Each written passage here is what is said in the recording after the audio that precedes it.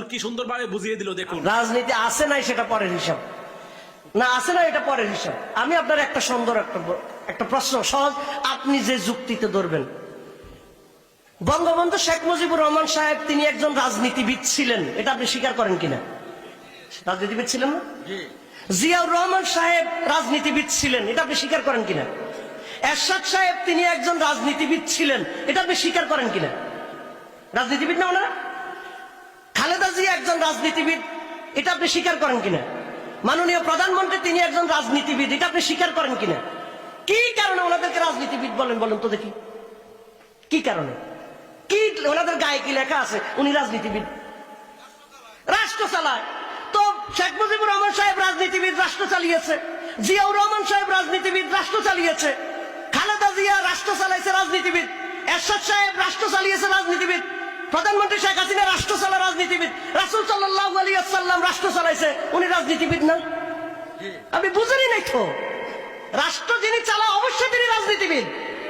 আপনি রাজনীতির তো সংজ্ঞা বুঝেন নাই। রাজনীতি কাকে বলে? পলিটিক্স, পলিটিক্যাল সায়েন্সের আপনি সংজ্ঞা পড়বেন। Politics means power. There is politics, where there is politics there is power. Politics বলা হয় শক্তিকে। এটা হলো এমন একটা জিনিস যেখানেই রাজনীতি থাকবে সেখানেই শক্তি থাকবে। রাজনীতিটা শক্তির মাধ্যমে পরিচালিত হয়। শক্তি যদি না থাকে কার কথারে কে মূল্য দিবে? এই জন্য রাসূল সাল্লাল্লাহু আলাইহি ওয়াসাল্লাম যে সমাজে পরিচালিয়েছেন, এটা কি শক্তি ছাড়া নাকি শক্তি সহ? শক্তি সহ। এই জন্য ইসলামের মধ্যে রাজনীতি আছে, ইসলামের মধ্যে রাজনীতি আছে।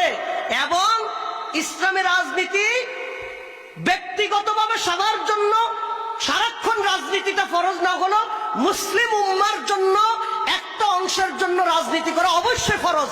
টোটাল মুসলিম উম্মা যদি শতভাগ রাজনীতি থেকে যদি মুক্ত হয়, গোটা বিশ্ব মুসলমান আল্লাহর দরবারে আসামি হবে, আসামি হবে। আল্লাহ বলবেন, কেন তোমরা আমার ইসলামকে প্রতিষ্ঠা করার জন্য তোমাদের কারো কেন পদক্ষেপ ছিল না? সবাই অপরাধী হবে। সবাই কি হবে? অপরাধী হবে।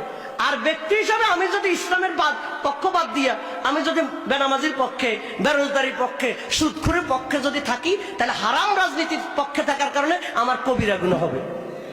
আমি আপনাদেরকে সাজেশন করছি, আপনারা সহিহ বুখারীর কিতাবুল জিহাদ, কিতাবুল আহকাম, কিতাবুল মাগাজি, উলামায়ে কেরাম আছে, সব মিলে কম করে হলো 2000 হাদিস হবে। কিতাবুল জিহাদ, কিতাবুল মাগাজি, কিতাবুল আহকাম 2000 হাদিস হবে। বুখারীতে হাদিস আছে 7000-এর মতো। আপনি যদি ইসলামী রাজনীতি অস্বীকার করেন, আপনি 2000 হাদিসকে অস্বীকার করতে হবে।